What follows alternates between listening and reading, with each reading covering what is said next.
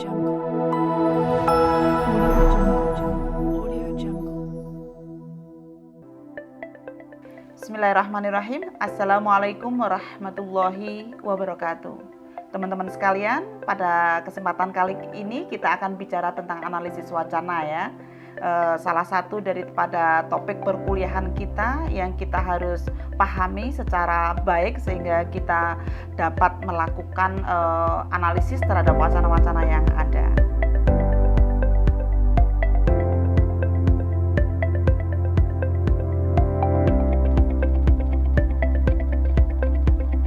Nah, kalau kita lihat ya tentang apa itu analisis wacana, itu belajar tentang bagaimana sebenarnya kekuatan sosial, dominasi, ketidakadilan itu diproduksi dan ditolak melalui teks dan juga percakapan di dalam konteks sosial politik.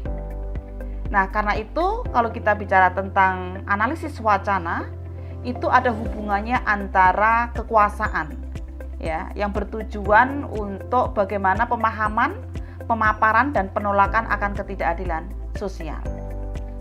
Fokus pada struktur wacana itu lebih kepada bagaimana struktur wacananya itu, penguatannya, legitimasinya, reproduksinya, dan juga tantangan terhadap relasi kuasa dan juga kekuatan dominan yang ada di masyarakat. Jadi kita akan bicara tentang bagaimana struktur wacana itu dikuatkan, dilegitimasi, diproduksi ulang ya, yang ada hubungannya tentang bagaimana relasi kuasa dan kekuatan dominan yang ada di masyarakat. Karena itu di sini pada prinsipnya ketika kita menganalisis wacana itu menolak kemungkinan a value free science. Artinya menolak bahwa ilmu itu bebas nilai itu tidak bisa untuk kita melakukan analisis wacana ini. Yang mana ketidakadilan sebenarnya itu melekat pada struktur sosial yang dipengaruhi oleh relasi sosial. Kalau kita lihat prinsip-prinsip umum ya, kalau kita bicara tentang analisis wacana itu satu, ini lebih bersifat kualitatif ketimbang kuantitatif. Yang kedua, kita membedah teks yang sifatnya laten atau tersembunyi. Jadi implisitnya bukan eksplisitnya. Ya, ketimbang manifest atau eksplisitnya. Jadi kita lebih melihat sesuatu yang tersembunyi. Lalu yang ketiga, kita membedah aspek bagaimana ia dikatakan daripada aspek apa yang dikatakan. Bagaimana itu dikatakan ya, itu lebih penting daripada pada aspek yang dikatakan. Nah, selain itu wacana juga menolak ya generalisasi. Ya, menolak generalisasi. Kemudian kalau kita lihat tentang wacana itu bisa kita lihat dari beberapa pendapat para ahli ya.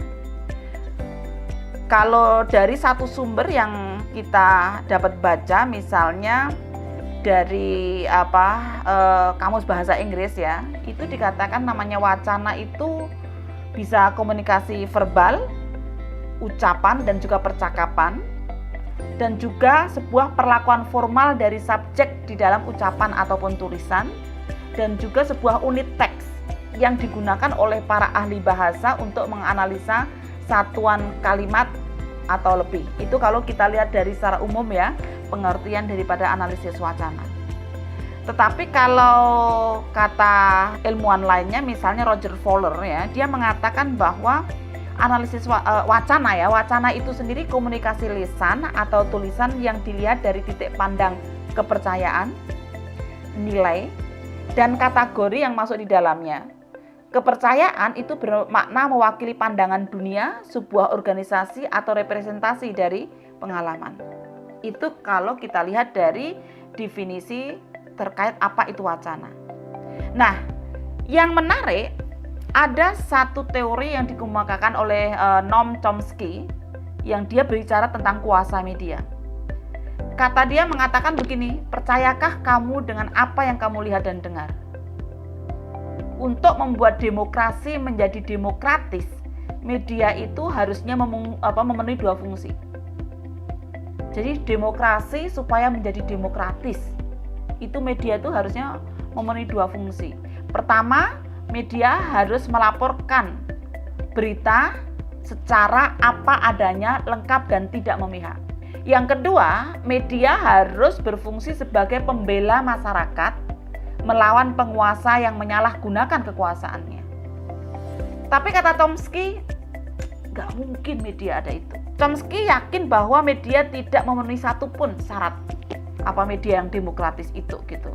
Karena dalam pandangan Chomsky ya, dalam pandangan Chomsky banyak di antara kita merasakan secara instinktif bahwa media itu merasa tidak lebih dari industri penyambung lidah dari orang kaya dan yang berkuasa. Fungsinya cenderung untuk menjual kepada publik ketimbang memberi mereka informasi. Dengan mencermati hal ini, kita akan mendapatkan gambaran lebih akurat bagaimana cara kerja media. Tapi sebenarnya apa yang coba mereka jual dan pada kita. Jadi ini salah satu teori tentang kecurigaan ya. Kecurigaan Chomsky bahwa sebenarnya media itu tidak demokratis gitu. Walaupun harusnya dia menerapkan prinsip-prinsip demokrasi. Karena pada dasarnya kata Chomsky, media itu penyambung lidah kekuasaan saja. Gitu. Nah, kalau kita lihat secara teoritis ya, maka kalau kita bicara tentang analisis wacana, kita dapat bergerak di level makro dan di level mikro.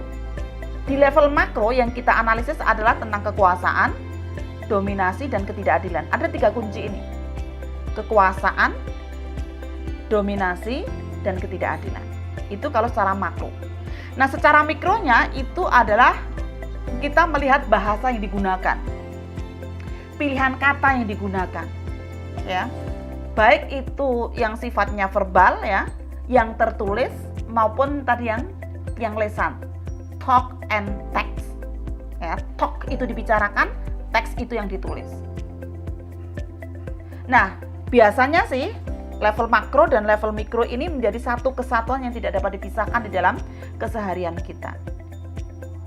Nah, kemudian juga ada level mikro dan makro ya. Yang kedua adalah tentang kekuasaan sebagai sebuah kontrol. Kita akan melihat siapa sih yang mendapatkan privilege, siapa yang mendapatkan kemuliaan atau apa ya, privilege itu yang punya hak istimewa di dalam masyarakat kita. Kemudian kekuasaan yang digunakan ini memaksa.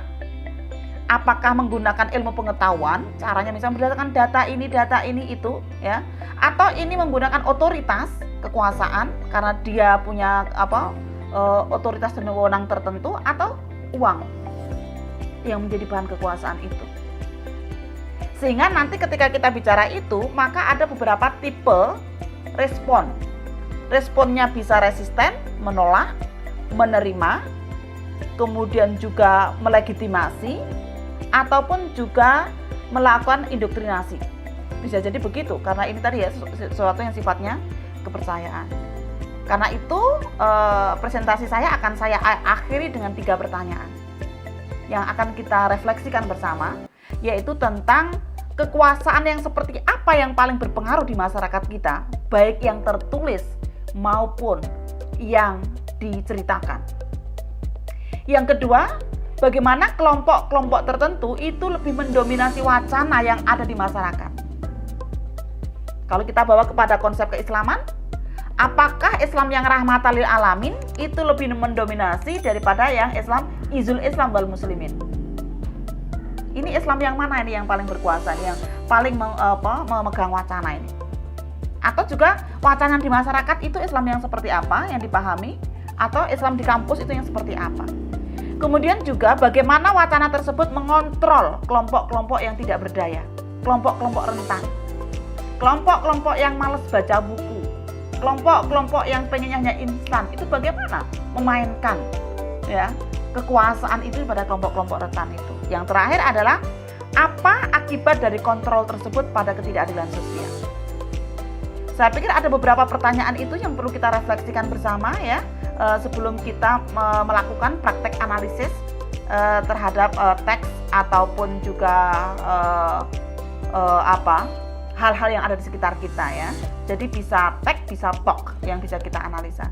Saya pikir itu mudah-mudahan apa yang kita bicarakan ini bermanfaat, dan insya Allah nanti kita akan sambung lagi dengan bagaimana contoh-contoh praktek melakukan analisis wacana di dalam media. Terima kasih. Assalamualaikum warahmatullahi wabarakatuh. Audio Jungle.